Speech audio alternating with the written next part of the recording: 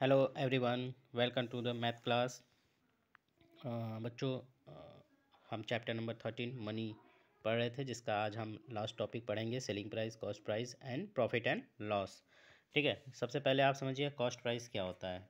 Cost price होता क्या है? कॉस्ट प्राइस जब हम किसी वस्तु को खरीदते हैं तो उसके बदले में जो मूल्य हम पे करते हैं, ठीक है ना, जो अमाउंट हम पे करते हैं वही उस वस्तु की कॉस्ट वैल्यू हो जाती है, कॉस्ट प्राइस हो जाती है। ठीक है, और जब हम उसी वस्तु को, सपोज़ हमने कोई वस्तु 10 रुपीज़ में हमने परचेज़ किया, चॉकलेट है 10 रुपीज़ में हमने परचेज़ किया, ठीक है, तो 10 रुपीज़ जो हमने परचेज़ किया तो ये हमारी कॉस्ट प्राइस हो गई। लेकिन जब हम यही 10 चॉकलेट को 12 रुपीज़ में हमने बेच दिया, ठीक है, जब हमने उसको सेल किया तो ये हमारी सेलिंग प्राइस हो गई, जितने रुपए में हमने सेल किया। सपोज़ हमने 12 रुपीज़ में सेल किया तो उसी चॉकलेट की कीमत, सेलिंग प्राइस क्या हो गई? 12 रुपीज़। और हमने परचेज़ कितने में किया था? 10 रुपीज़, तो उसकी कॉस्ट प्राइस हो गई 10 रुपीज़। ओके। प्रॉफिट लॉस क्या होता है? जब आपका सेलिंग प्राइस ज़्यादा हो, कॉस्ट प्राइस कम हो, तो आपको हमेशा प्रॉफिट होता है। ठीक है, जब आपका कॉस्ट प्राइस ज़्यादा हो और सेलिंग प्राइस कम हो तो आपको लॉस होता है। तो इसलिए सभी शॉपकीपर अपना जो भी वो कॉस्ट प्राइस पे जो सामान लेके आते हैं उसको देखिए, उससे ज़्यादा रेट में वो आपको हमेशा देते हैं, क्योंकि बिज़नेस प्रॉफिट पे ही चलता है। ठीक है, अगर आपका बिज़नेस प्रॉफिट में है तो यानी आप अच्छी ग्रोथ में हैं। अगर आपका बिज़नेस लॉस में है तो कुछ सालों तक आप लॉस में सर्वाइव कर लेंगे, लेकिन उसके बाद धीरे धीरे आपका बिज़नेस ख़त्म हो जाएगा, क्योंकि लॉस से आप सर्वाइव नहीं कर पाएंगे। ठीक है ना। आप किसी बिज़नेस में 100 रुपये लगा रहे हैं और बिज़नेस आपको 90 रुपये ही रिटर्न कर रहा है, तो आपको हमेशा 10 रुपीज़ का लॉस होगा। तो फिर आप कैसे सर्वाइव कर पाएंगे? नहीं कर पाएंगे ना। इसीलिए कॉस्ट प्राइस, सेलिंग प्राइस। अब चलिए आप चैप्टर एक्सरसाइज करेंगे तो और अच्छे से क्लियर होगा। सबसे पहले आप प्रॉफिट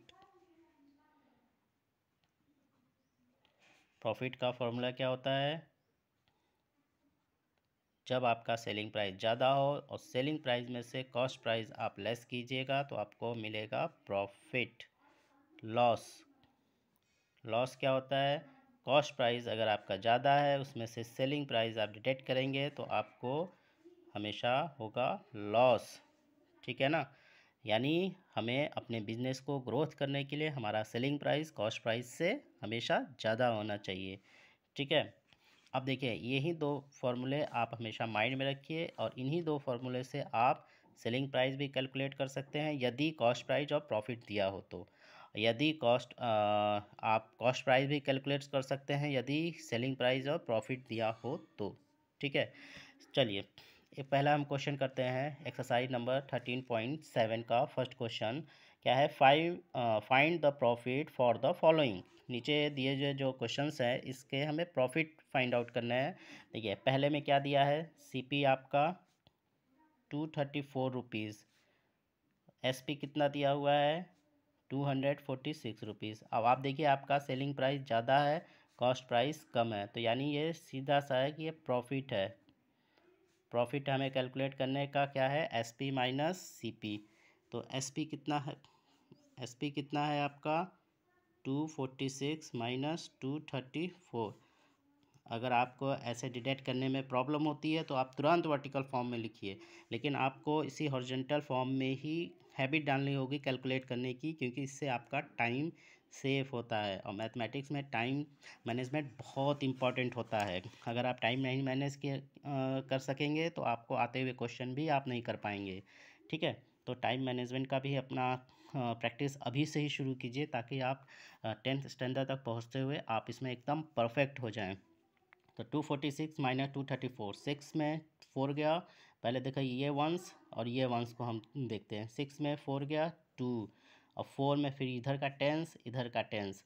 4 में 3 गया 1, और 2 में 2 गया 0, तो कितना हो गया? 12 रुपीज़। 12 रुपीज़ का आपको क्या हुआ? प्रॉफिट। ठीक है, क्या हुआ? 12 रुपीज़ का प्रॉफिट हो गया आपको। ठीक है, इसी तरह सेम क्वेश्चंस आपके यहाँ पे भी है। कॉस्ट प्राइस आपका 4565 और सेलिंग प्राइस है 6000। ठीक है। अब आप देखिए सेलिंग प्राइस आपका ज़्यादा है, कॉस्ट प्राइस कम है, तो आपको क्या हो रहा है, प्रॉफिट। ठीक है, इसी तरह आप थर्ड क्वेश्चन भी कर सकते हैं। अब देखिए नेक्स्ट क्वेश्चन क्या है, find the loss for the following. अब यहाँ पे मैं लॉस फाइंड करना है। क्यों लॉस फाइंड करने को बोल रहा है, क्योंकि आप देखिए कॉस्ट प्राइस आपका 342 है और सेलिंग प्राइस क्या है 246, यानी सेलिंग प्राइस कम है, कॉस्ट प्राइस ज़्यादा है, तो आपको यहाँ पे लॉस होगा। कैसे फाइंड आउट करेंगे, लॉस का फॉर्मूला क्या होता है, आपका कॉस्ट प्राइस ज़्यादा होगा और सेलिंग प्राइस कम होगा। ठीक है, तो कॉस्ट प्राइस आपका कितना है, ₹342 और सेलिंग प्राइस क्या है आपका ₹246। ठीक है, अब आप इसको हॉरिजॉन्टल फॉर्म में ही रहने दीजिए, इसको कैलकुलेट कीजिए। कैसे करेंगे, अब 2 में 6 जाएगा नहीं, तो एक इधर से बोरो लेगा, एक इधर से लेगा अपने जस्ट बगल वाले से, तो 2 का हो जाएगा 12, क्योंकि बोरो किया हुआ पैसा आपका होता नहीं, तो आगे लगेगा 12 में 6 गया 6, और यहाँ हो जाएगा 3 में 4 जाएगा नहीं, फिर ये इधर लेगा 13 हो जाएगा, 13 में 4 गया 9, 96, और 3 में, और यहाँ हो जाएगा 2 में 2 गया 0, ₹96। ठीक है, ये आपको क्या हो गया, लॉस।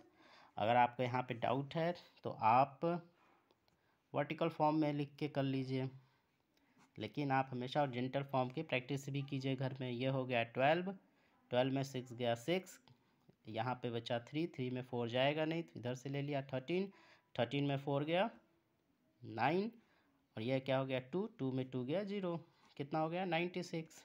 ये मैंने यहाँ पे लिखा है 96। ठीक है, ये आपको क्या हो गया, लॉस। क्यों, क्योंकि कॉस्ट प्राइस ज़्यादा है, सेलिंग प्राइस कम है, तो आपको हमेशा क्या होगा, लॉस। ठीक है, अब इसमें क्या है, find SP for each of the following. अब देखिए SP फाइंड करने को बोला है, SP मीन्स सेलिंग प्राइस। ठीक है, आपको कॉस्ट प्राइस दिया हुआ है, प्रॉफिट दिया हुआ है। मैंने पहले ही बोला था कि अगर ये फार्मूला आपको माइंड में रहेगा तो यहाँ से आप इन 2 फार्मूले के अलावा कोई फार्मूला याद करने की ज़रूरत नहीं है। अब आप देखिए यहाँ पे प्रॉफिट भी दिया हुआ है, क्या दिया हुआ है, प्रॉफिट ₹10, ₹10 इजगल टू प्रॉफिट की जगह ₹10। सेलिंग प्राइस क्या दिया हुआ है, वही हमें फाइंड आउट करना है, तो सेलिंग प्राइस। कॉस्ट प्राइस क्या दिया हुआ है, कॉस्ट प्राइस देखिए क्या दिया है ₹250, तो माइनस ₹250।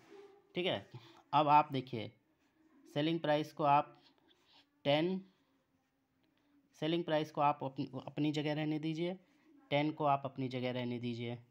अब हम -250 को 10 की तरफ ले जाते हैं। अब देखिए बीच में इजिकल टू है, इससे हम इस साइड की चीज़ को हम इस साइड ले जाते हैं तो हमेशा साइन चेंज होता है। अगर प्लस है तो माइनस होता है, माइनस है तो प्लस होता है। तो क्या है यहाँ माइनस, तो इधर जाएगा तो क्या होगा, प्लस। और कितना 250, यानी सेलिंग प्राइस कितना है हमारा, इसमें 10 जोड़िए ₹260। ये हमारा सेलिंग प्राइस फाइंड आउट हो गया, जो कि इस क्वेश्चन में बोला है सेलिंग प्राइस फाइंड आउट करने के लिए। आपको इसको अलग से फार्मूला याद करने की ज़रूरत नहीं है, आप इसी फार्मूले में इसको बना सकते हैं।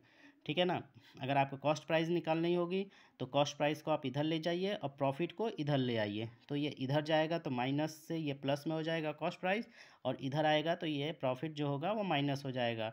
तो कॉस्ट प्राइस का क्या हो गया, सेलिंग प्राइस माइनस प्रॉफिट, तो ये आपकी आ जाएगी कॉस्ट प्राइस। सेम आपको यहाँ पे बोला है selling price is the following, फिर यहाँ पे सेलिंग प्राइस ही फाइंड आउट करने के लिए बोला है, जबकि यहाँ पे पहले प्रॉफिट बताया था, अब यहाँ लॉस बता रहा है। तो अब आप देखिए सेम यही लॉस है। ठीक है, क्या होता है लॉस का formula, cost price minus selling price.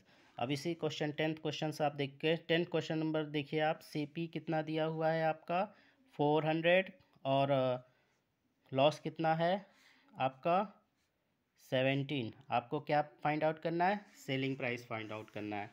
ठीक है, तो आप सेलिंग प्राइस को आप इजगल टू के इस साइड ले आइए, तो ये हो जाएगा माइनस का, इधर आएगा तो प्लस, सेलिंग प्राइस हो जाएगा, और ये 400 वहीं पर रहने दीजिए अपने स्थान पे, और इधर लॉस जो है, लॉस वैल्यू जो है इसको आप इस साइड ले आइए, तो ये प्लस में है तो इधर हो जाएगा -17। अब आपका सेलिंग प्राइस फाइंड आउट हो जाएगा, 400 में 17 गया तो ₹383।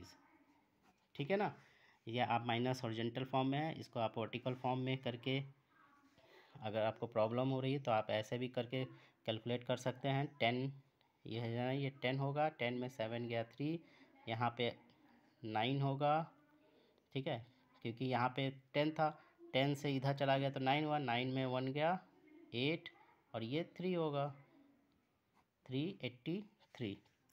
यह आपका आ गया सेलिंग प्राइस, ठीक है ना।